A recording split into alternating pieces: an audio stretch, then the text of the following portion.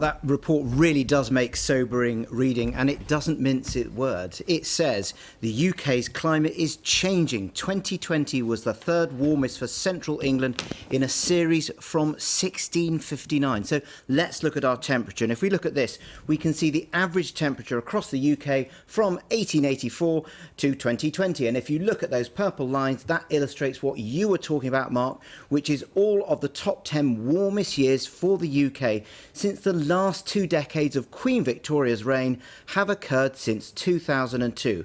The highest was in 2014, followed by 2006, and last year the average temperature across the year, as you can see, was 9.6 degrees Celsius. Now, warm air carries more water. So let's just look at these biblical pictures from February last year of Storm Dennis. And this is what the report has to say on rain. 2020 was the UK's 5th wettest year in a series from 1862, and February 2020 was the wettest February for England and Wales in a series from 1766. So climate change is here and it's lapping at our front doors. Well, inevitably tackling it involves political choices, doesn't it? Now, you could imagine that Boris Johnson, the columnist, would be railing against a government setting targets for tackling climate change. He was once on the sceptical side of this. Not a bit of it now. One of his allies told me the Prime Minister is committed to tackling climate change. He is a forced convert.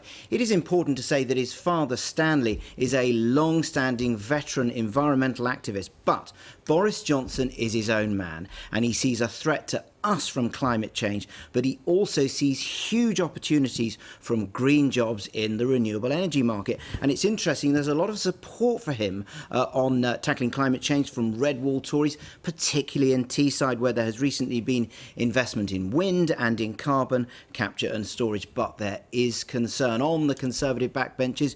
Bim Afalami, he's a supporter of the net zero target by 2050. He recently wrote on Conservative Home of the need to be careful to limit the economic cost on working people. And a former minister who is close to Boris Johnson, they told me of alarm about how domestic gas boilers will have to be phased out. And this is what this former minister told me: there is very serious concern indeed. They could be little heated versions of the poll tax targeting Tory voters. Thank you, Nick. Enjoy your holidays. Earlier this month, extreme flooding hit parts of Western Europe, killing over 170 people. Just this week, it was the southeast of England awash, with Storm Evert moving across the country tonight. The causes of these events are complex, but a warming atmosphere caused by climate change makes extreme rainfall far more likely. So today, the government announced it would be spending £5.2 billion over the next 6 years on flood defences in England. Ben Chu's been weighing up the risks from Kent, an area particularly exposed to flooding. A village in the heart of the Garden of England on Sunday. It was pouring under the back door, in through the bathroom, everywhere, anywhere and everywhere, through the patio doors. Once it starts, you can't stop it. And within the space of an hour, from start to finish, that was it. We were just underwater. As the planet warms and the atmosphere retains more water, we can expect more of this kind of flash flooding and all the damage it brings, right across the UK. But some parts of these isles are especially exposed. Research for the Climate Change Committee this year found that the southeast of England has a higher than average percentage of properties at risk of surface water flooding. This map shows the share of properties in each local authority with a 3.3% or 1 in 30 year probability of flooding. The darker red areas have a higher share and the lighter red areas have a somewhat lower share. The concentration of darker red in the southeast shows the region's heightened vulnerability. Within the southeast, Kent is especially exposed. The County Council reckons that of all the local authorities in England, this has the biggest risk of local flooding, with 60,000 properties potentially at threat. And that's the situation today. With 2 degrees extra of warming, the number of properties nationwide projected to be at risk increases by 60% by 2050. The post-pandemic rush among many to acquire houses outside of cities with gardens and driveways could add to the pressure. And experts warn that the government's planning reforms to meet the demand for new housing are not adequately catering for the flooding risk. The current planning system is often under pressure to deliver housing numbers, and that means they are bringing forward sites that would have never been considered appropriate for housing before.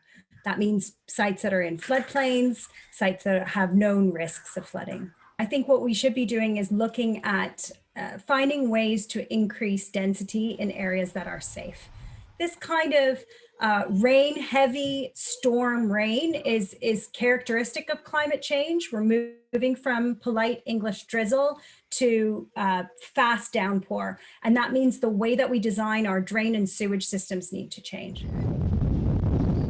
Like many counties, Kent is also exposed to a serious coastal flooding risk. State funding for flood defences, like this one in Broomhill Sands, has increased in recent years, and more was allocated by the government today. Nevertheless, the Public Accounts Committee and the Climate Change Committee have both recently warned about the level of that funding available to local authorities and have pointed out that it is not currently ring-fenced. The view of these two watchdogs is that there remain big gaps in the nation's flood defence system, particularly in the face of a warming climate. One local researcher and activist stresses that flooding is not the only climate threat facing the county. The changing climate is causing a number of direct threats to Kent. What we're seeing at the moment is floods caused by unseasonal rainfall, extreme rainfall, but that over the course of recent years we've seen a whole range of diverse impacts. We've seen extreme heat, we've seen unseasonal cold, we've seen rain arriving at the wrong time of year from the point of view of farming. Of course, we need to put more money into reducing the impacts of floods, but engineered flood defences are not necessarily the best way to do that. In fact, restoring nature to our landscapes has been shown to be much more effective and much cheaper than more and more engineered solutions. On the now dried out ground in the village of Bethersden, residents repeatedly make the link between the flooding and global warming. We were roasting last week and now we're underwater. That's that normal? My son said to me it's like having PTSD over rain. Yeah, totally. How can you be scared of rain? Trepidation over the impact of a warming climate seems all too rational this summer. Ben Chu there. Allegra Stratton is the Prime Minister's spokesperson for the COP26 climate change conference happening in Glasgow later this year. Before we came on air, I spoke to her and began by asking how the government plans on convincing people to make the necessary life changes to fight climate change. You're asking me to talk about strategies that haven't been published yet, and I can't, but they are coming. You'll get them when Parliament is in recess right now. You'll get them when Parliament comes back. In particular, the heat and building strategy. I'm not going to tell you right now what's in it, but what you can see already from this government is a set of principles around setting clear targets that allow the market to you're twitching your lips as if you don't quite believe it, but it's happened and it's happening with the target that we've set, which is, by the way, being looked at around the world on cars. You have a target that we will have no new diesel and petrol car sales 2030 and no hybrids 2035 and no HGVs and bigger vehicles 2040. And that gives the market the information it needs to get going, innovating and so on. Those are the principles that we will be applying to encourage technological innovation to come through and help people heat their homes in a lower carbon way. Now, when you message this to us, to the wider British public, I mean, obviously you're trying to do it on various levels. Yeah. And I know people have commented, oh, not rinsing the dishes. Is this the dishwasher question? Not rinsing the dishes. I thought you were dishes. so high-minded you wouldn't ask about it. Well, listen, we all fill the dishwasher, and I'm afraid I do rinse. You do rinse, so I thought you might. You're asking and me will to you carry on rinsing? Well, I'm going to reconsider now in the light of your advice, but are you distracting people from those issues we've just been talking about, the heating, the flying, the actual changes to lifestyle? Are you trying to make it all seem pretty simple, pretty doable, when actually it's huge? I'm trying to do both. So I want to just firstly point out that in the piece, the offending article, I was very clear that these micro changes that people can do in their homes and right now when they stop watching Newsnight, they can do immediately, that they will not halt climate change. The big action on climate change is going to come at COP26, and it's going to come, if I may, from the demands for cash, coal, cars and forests. We want the 100 billion, we need the 100 billion because vulnerable nations won't stomach a COP without it. We want the movement on coal, that means bringing down, ending domestic use of coal, which is something the UK will be doing by 2024, and by the way, we've pretty much done it. We're at 1.5% of our power generation is coal right now. Movement on cars, which we've talked about already, and then we want to halt and reverse deforestation by 2030. This is the big heavy lifting that the UK is pushing for at COP26. You also have the government's 10-point plan. Alongside that, you see a massive amount of action from business. We have the race to zero, we have FTSE 100 companies committing. And into that mix, not on their own and not as a decoy, but into that mix comes the public saying, and what can I do? Yeah, absolutely. And we are saying to them, there are things you can do without really even impacting your lifestyle. But there are micro steps you can do. You've mentioned the 10-point plan, for example, UK government, but then you've got the Climate Change Committee saying that no government department is yet moving at the necessary speed. Now, I expect you'll say, oh, it'll all be in the strategy, but it is surprising, even this far down the road, that they're saying that no government department is, in that sense, leading by example. I think it is a case of that the Committee on Climate Change snapshot just coming at the wrong moment. And to your point, you're saying I would say that, wouldn't I? But if you look at their measures, they're actually saying that there's progress in 75% of the measures that they are analysing. The situation we're in now is that we are experiencing extreme weather events, and understandably, the public want to see from us that we are reacting with the gravity we need to be, and I'm here to say we are, because COP26, if you look in the integrated review, which I'm sure is your favourite text, it's the assessment of threats and strategic problems for the United Kingdom. In it says that climate change. So this is a government that takes it exceedingly seriously, and having warmed already at 1.2 degrees, we need to limit it to 1.5. We need the action now. We need action from other countries now. Right. I just want to finish with a reading of Boris Johnson and the way he does politics and the political imperatives of the next few years, which obviously for him will be to win the next election. Doesn't that not inevitably mean, as we hear rumours with the household heating change, a tendency to delay some of these steps, not to take the pain before the next election is assured? Isn't that how he operates? He doesn't like giving people bad news. He doesn't like asking people to take the pain. His instincts are libertarian. But his instincts are also that climate change and biodiversity loss is one of the biggest challenges to all of us. It will be on all of our consciences, and especially his, because he's very motivated by halting biodiversity loss, and I suspect you know that from talking to him. So his instincts are firstly that we need to protect the planet and climate and arrest climate change, and that this is on us. And his instincts are also about technological optimism, and that technology, already we've seen the price of wind, the price of solar come down rapidly, and his instincts are that great minds and great brains in this country, or indeed in other countries, but relocating in the UK, will, if we give them the targets and the destination, they will come up with the technologies of the future, and they'll do it very quickly because we've seen it in recent times. OK, so Matthew Pennycook, who is the Shadow Minister for Climate Change, is with us now. Welcome to Newsnight. Are you saying tonight that a Labour government would tackle these problems more quickly, would get to grips with this more quickly? I think we would. And what I'd have to say is, looking at Allegra's package there, you'd sort of be forgiven for thinking everything is going swimmingly. And it really isn't, because as the Climate Change Committee said, its chair, Lord Deben, former chair of the Conservative Party, gave the government 4 out of 10 for its efforts. all those strategies that Allegra talked about that are coming after the summer recess, they've been promised for a very long time, whether it's the heat and building strategy, the Treasury net zero review. So we're not seeing those strategies come forward, the comprehensive plans for how we decarbonise the whole of the economy.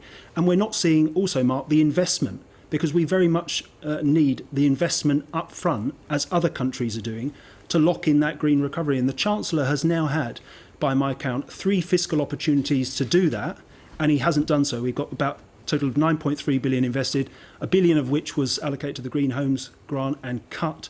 So we're not doing what is required. And all I'd say, and I hope this is the point that I can drive home to your viewers, and the government needs to fully accept it, delaying climate action is as bad as denying climate change has always been, and we need to act much faster and more seriously. What people will want to get a sense of is what you would do more quickly, and also, are you not governed by the same political instincts as the people in Downing Street? And you have to have an eye on the next election. You know, if you suddenly say to the electorate or to business, we're going to ask you to spend a lot of money quickly in order to become compliant with new regulations, with new principles, that's not a vote winner, or is it? Well, I think I'd make 2 points in response to that. First is, when it comes to the cost of net zero, we've known since the Stern Review 15 years ago, the costs of inaction are far higher. The longer you delay, the more costlier the transition will be, and I would argue probably the more disruptive. So that's one point.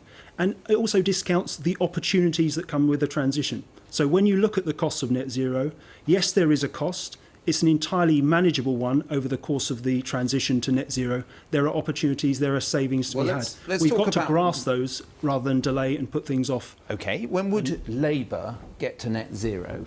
I know the party wanted 2030, but then the GMB union took issue with that.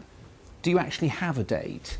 No, we've said very, very clearly, and it was a position in the last manifesto, we aim to achieve the substantial majority of emissions reductions this decade, because this is the critical decade. So that's 2030? The UN is very clear about that. It doesn't mean net zero by 2030. So when would you go for that? Well, I think everyone in Parliament is committed to the 2050 date, because it passed through Parliament unopposed. I think there is an argument that the UK, given its historic role in climate change as the first industrialised nation, should aim to bring that date forward. And that's part of a piece of what we'd hope to achieve. We want to go further in terms of ambition. We want to deliver on the targets that we'd actually commit to, rather than being way off track as the government is for that net zero target. And I think this is really important, we must put fairness at the heart of all policies we bring forward that are linked to the green transition. People are understandably worried about what the impact might be in terms of the technologies and products they're going to buy, and they're looking for the government, rather than suggestions about freezing bread or washing dishwashers.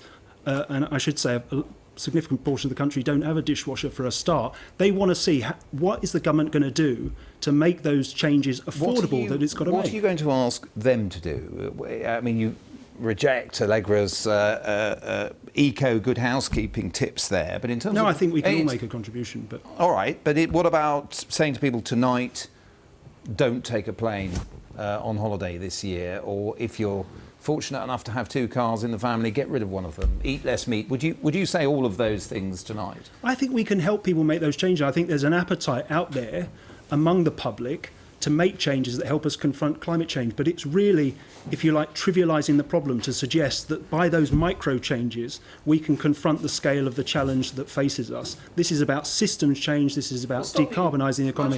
It's about government policy. Isn't it? According to all the environmental... It is a big change. It is a big change, and the government so it's not a micro. The government can do things to incentivise those changes. But we're talking about decarbonising the whole of the economy, sector by sector.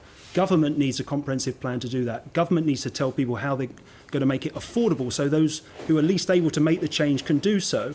The micro changes are welcome. They're not going to get us all the way there by any means. Lastly, I do just wonder, we've talked about whether or not you commit to a zero carbon date for the UK. Actually, it's the same one as the government, 2050. Does not the difficulty you had there with a major trade union hint at some of the problems that you or the Conservative government will face in transforming the economy to low carbon economy?